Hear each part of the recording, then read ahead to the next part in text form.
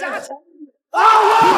敢和中国硬汉比拳法，那就看你小子命硬还是硬汉的拳头硬，身体抗不抗造，一试便知。中国硬汉叫周兴，是周志鹏的侄子，他从小就开始跟着叔叔练习中国武术，还去往少林寺潜心修炼了2年半。至此，周兴练就了一双力大无穷的重拳，完全可以用力拔山兮气盖世来形容周兴。面对日本拳王的疯狂叫嚣，周兴并没有把这只硬狂吠的狂犬放在眼里。然而，日本拳王一而再再而三挑衅中国武术，出场时也是吊儿郎当的模样，也不知道这家伙哪来的胆子，竟敢在中国的地盘上挑衅中国武术。仔细瞅瞅，日本这家伙长得还真挺像人，这个背景音乐听起来就跟奔丧似的。日本 WPMMF 58公斤级拳击第2名，日本泰拳4人战60公斤级冠军。深受周志鹏影响的周兴，自然不会轻易放过来华挑战的针砭健太。可别忘了，周志鹏可是退伍军人，对日本人可是拥有深入骨髓的仇恨。话就不多说了，请长按3秒点赞，比赛开始。别看这家伙跟个鬼一样，真要是打起架来，针砭健太一点都不怂。可惜针砭健太今朝惹错了人，还想挑战周兴的拳法。周兴跟随叔叔练习过一段时间的铁砂掌，而且还在少林寺学会了爆裂拳，也不知道日本人怎么敢和周兴拼拳法的。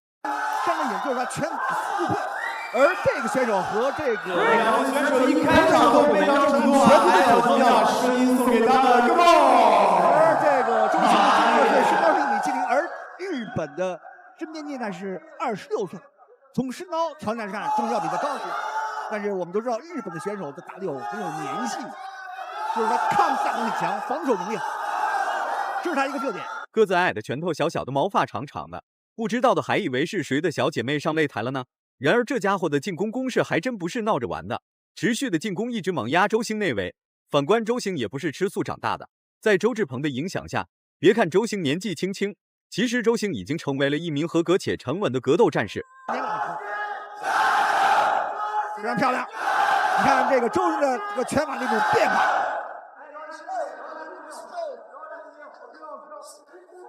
今天这场比赛还有看点，还有看点。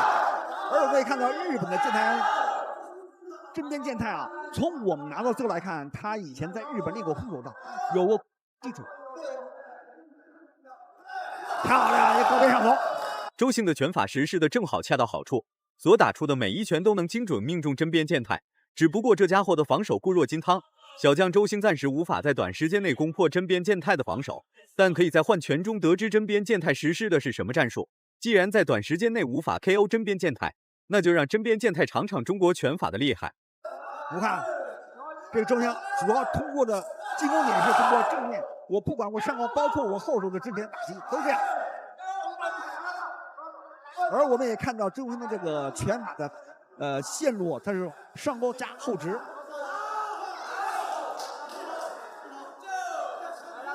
而且在加强拳法进攻同时，还有一些逐渐适应比赛节奏的针砭健太暴露了他的真实目的，拿着犀利的拳脚进攻就开始猛攻周兴。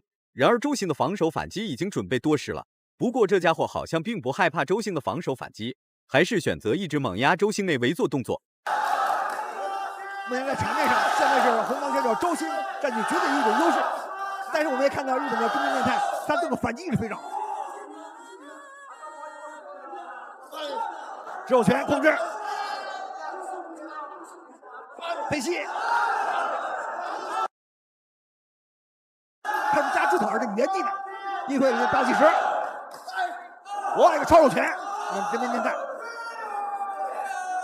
最后1秒钟，周兴打出了一记顶膝和一记重拳，虽然是压哨实施的动作，但这些进攻动作都会被裁判记入点数当中，这得要多大的阵仗？周志鹏亲临现场来给周兴出谋划策，那针砭健太不玩完了吗？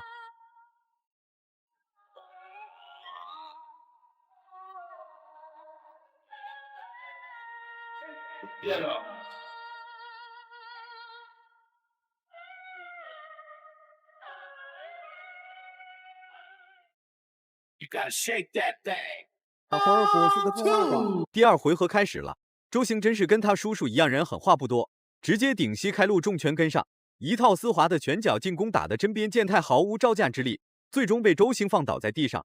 站起来的针砭健太还整理了一下毛发，看来周星要是不发力，这家伙还真以为中国硬汉的拳法是棉花做的吗？在进攻，火力很猛。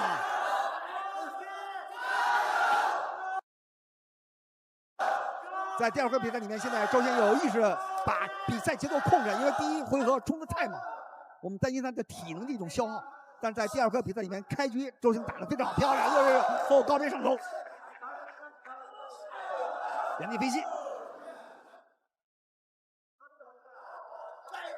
这个正方控制。台下的周志鹏对付日本人有一套自己的战术打法，一直在用言语激励周星。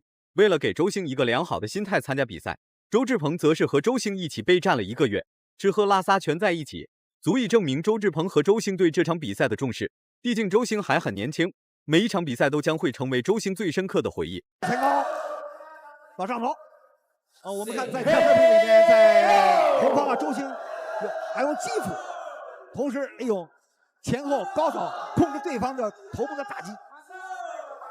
而在第二回比赛里面，我们看到日本的这个真边健太也有意识加强自己的对对方低扫的一种杀伤。他现在不是一味的进行真边健太就像是一个复活之后的小手办，虽然进攻欲望很强大，但在周星面前，真边健太显得十分渺小，甚至一个指甲盖都能把真边健太碾压。花里胡哨的真边健太被 KO 只是迟早的事情。瞅他那实施的进攻，不仅毫无实际意义，而且还浪费体能和原有的状态和耐力。身材身高1.62，而且他也是从这个52公斤那么升上来。我们需要一轮掌声送给两位。我们现在看到周星这个拳腿的组合打得很轻巧，在这种结构做的这个控制上，现在周星控制一种掌握了一种绝对的主动。周星的拳法实施的十分丝滑，该打头就打头，该爆杆就爆杆，混乱的出拳出腿有点让真边健太摸不着头脑，不知道是发起反击还是发起主动进攻。被踢了一裆的真边健太竟然有2臂。随着时间慢慢的减少，两人的体能消耗也越来越大。都在高地啊，刚才有点挂住对方裆部这种线，利用一种口头的告诫。当然，在第二回比赛里面，双方的进攻的节奏都在放慢的原因，都是双方体能在下降。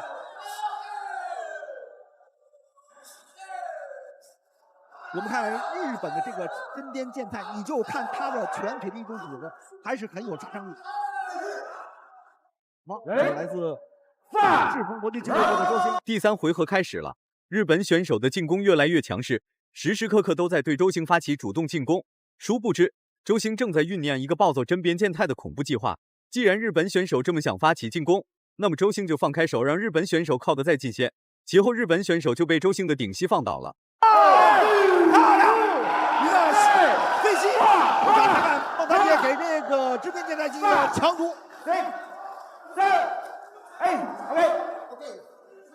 刚才那个周星的飞膝非常的准确，因为毕竟这个真边健太身高是1.62，而这个周星身高1.70，比对方高出有8公分，有这种身高优势，所以对方在这个地方进攻任务，飞膝进攻还是很奏效的。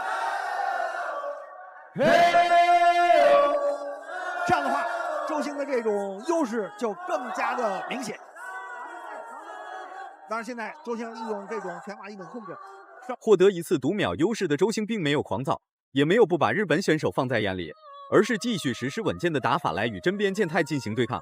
面对真边健太的突发猛攻，周星只能用顶膝来还以颜色。不过这一招还真挺好用。当然，我们也看到这个真边健太，毕竟他在泰国进行长期的训练，所以他这种拳腿的扫击还是有一定的杀伤力，而且这个选手他唯一欠缺的就是说，他没有一个明显的进攻的一种线路，是我是以拳还是以腿没有，而且都非常均衡。现在你看这个真边健太有意识加强他的后腿，就是右腿的扫击。现在周星的长时间的对拼让俩人的体能消耗很多，不过真边健太的进攻还是没有停止，时时刻刻都在猛压周星内围。看来日本选手是想念周星的膝盖了。身陷劣势的真边健太貌似吃了老鼠药，拼尽全力也要冲进周星内围发起进攻。因为毕竟真边健太只有打进来他才有机会。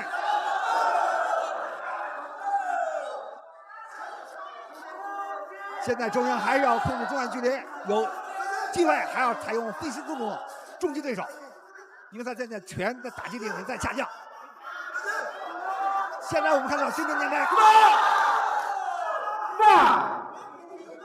第3回合最后一轮的尖叫声在哪里？这段时间对周星是一个严重的。面对针砭健太的主动出击，周星暂且只能实施简单的限制动作来反击针砭健太。时间所剩无几，最后30秒，周星一定要坚持住。年纪轻轻的周星能打到现在这个程度，属实不易。已经发壮力了。哇，又一个大摆拳抡起来，前摆。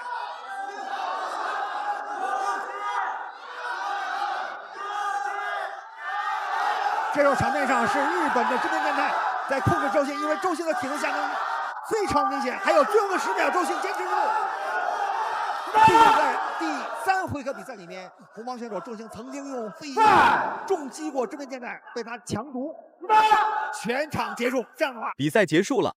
3回合9分钟的比赛，针砭健太一直处于主动进攻的状态。然而周星前面发挥的还算可以，但到了后面体能逐渐不支。不过周星的总体表现还算不错。蓝方29，还想和周星拼拳法，还不掂量自己几斤几两。赶来中国的日本人不得不佩服他们的勇气。最终周星以碾压的方式获得了胜利。大家感觉周星打得好的话，请多多点赞，让更多人看到周星的硬气。